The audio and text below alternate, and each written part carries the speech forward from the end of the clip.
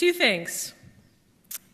As Maya Angelou says, do your best until you know better, and when you know better, do better. Second,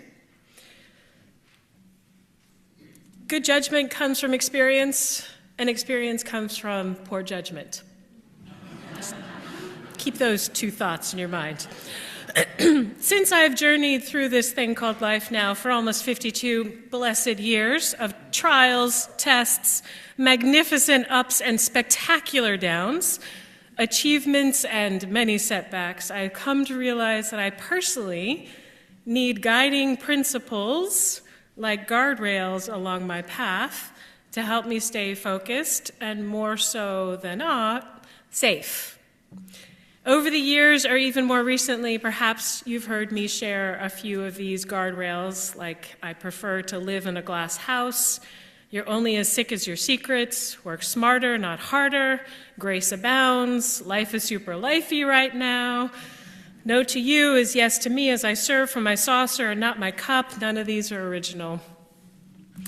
Another thing I've come to realize is I have more ability than sense. So stricter guidelines around that have come in handy. Case in point, my partner's family started a family camp with a bunch of other progressive socialist families about a half-century ago that my children and I now attend each summer at the end of June. It's a beautiful YMCA camp with a shared kitchen, a huge communal space for quilting and crafting, and of course games and puzzles. And there's multi-gen camping all around the site. My kids are very proud. They have their own tent, nowhere near mine. And it's all right on this pristine, gorgeous lake that shimmers in the moonlight at night. We love it there. Oh, and bonus, there's no cell signal, like at all. Two of the activities that almost everyone enjoys daily are swimming in this gorgeous lake and going for short or long hikes around the property, which actually happens to intersect a portion of the Appalachian Trail.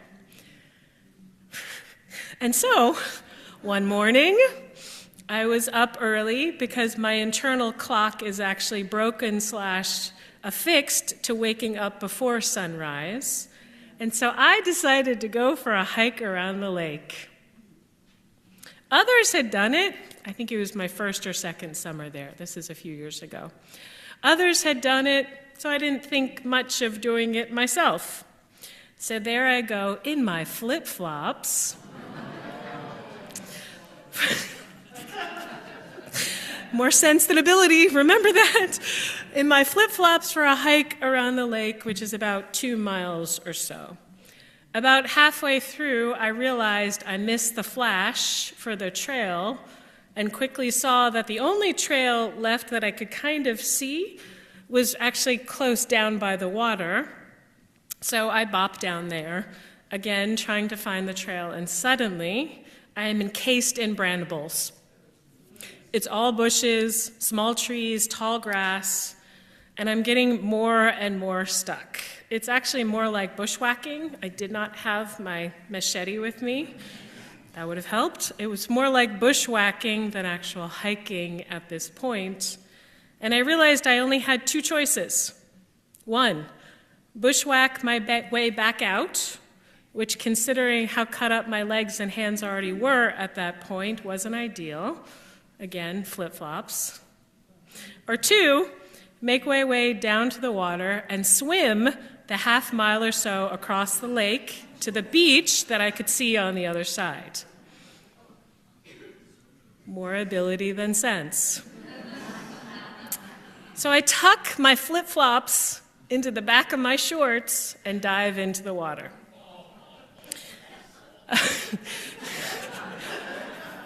A few things to note at this point, with great humility. No one knew where I was.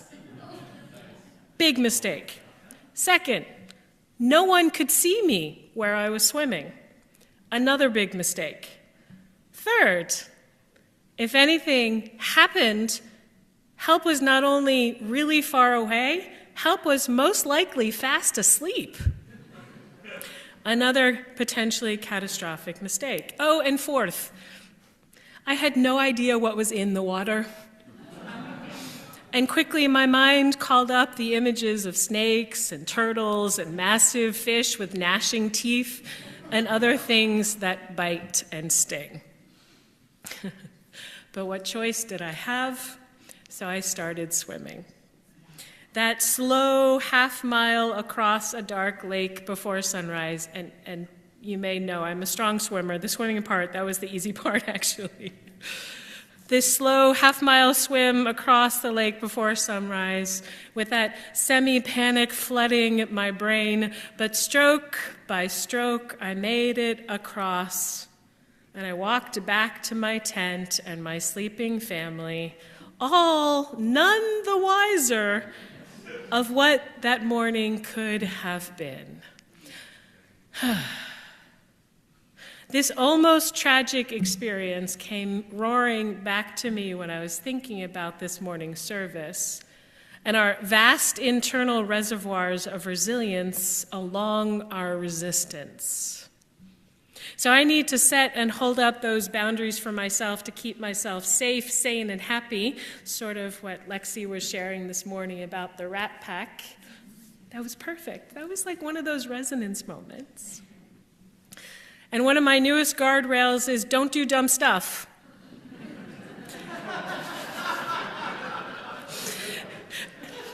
And certainly don't do it alone or neglect to tell anyone. If framed as an intention for this year, I would say, I intend to invest in experiences that enrich my spirit, that challenge my body, and to be with my loved ones.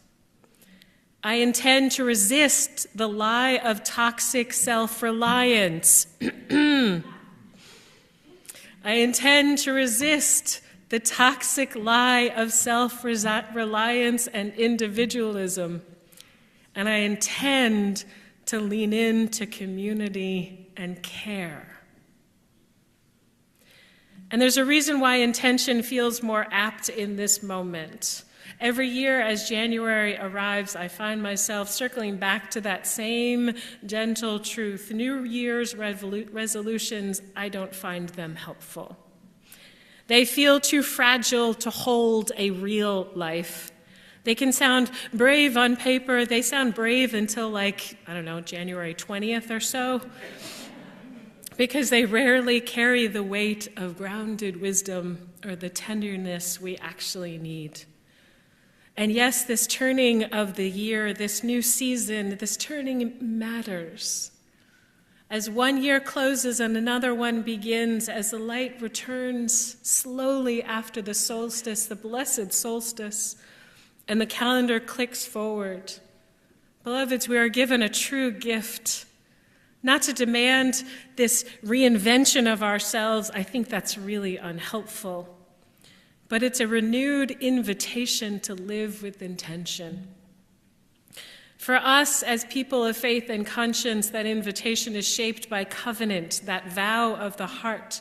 We are a covenanting people, people who make promises, who break promises, who drift from them, who remember them again and return to covenant and promises.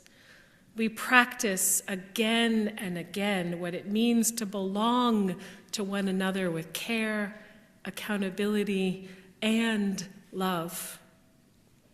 And because we are greatly, deeply human, we choose poorly sometimes. We react from old wounds and long-learned fears. We get tired and hangry and sharp-edged. We carry generational trauma in our bones. We get stretched too thin and we lose our patience. We fall back into habits that don't serve us, and we hurt one another because hurt so often spills outwards. And still, this is not the end of our story or the end of anyone's story. Each of us carries the capacity to fall short of our best love. I've been there. Have you heard about a time or 10 I've done that? But also, each of us carries the capacity to return, to apologize, to repair, to soften, to forgive, to be forgiven, to recommit ourselves to compassion and the common good.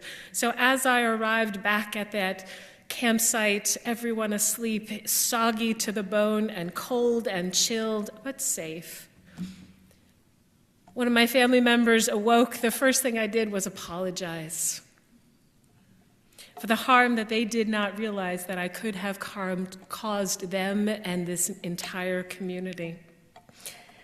And I vowed I would never do it again. Returning to our promises in love and accountability. So perhaps the most faithful posture for a new year is an honest practice, a living intention. Because with every stumble, every moment we wish we'd handled differently, every time we falter, another doorway opens. The chance to begin again, to reflect and learn and to journey the spiritual path towards joy and wholeness together. Beloveds, I know in my bones that setting intentions and returning to them again and again is how we build up our resilience. And this world needs our resilience desperately. I think that's the other side of resistance. As we're practicing resistance, part of that is also building our resilience. The world needs our resilience desperately. We cannot be crushed by the enormity of the injustice, cruelty, and violence in the world right now. We cannot. Our children, our children's children, and the generations to come need us to find a way. I read recently, micro joys are how we survive macro grief.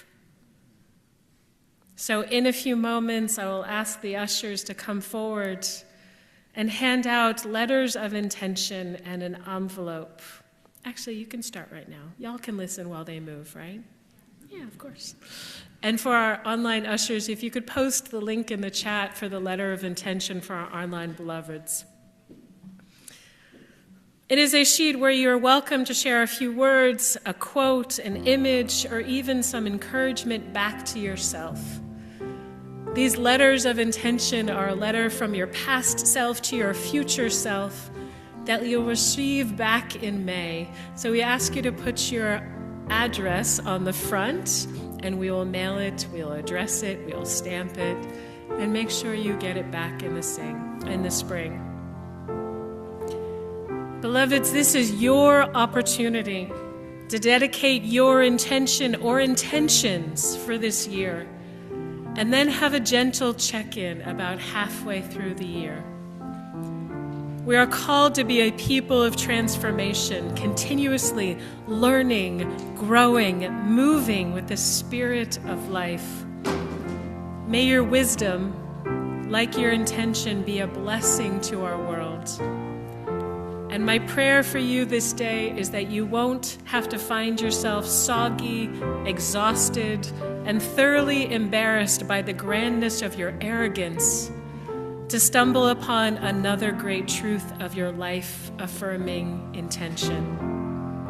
And if you do, know that we will have great compassion for you. We will bring you a towel and a cup of tea, regardless, and welcome you home. Amen, Ashe, and may it be so.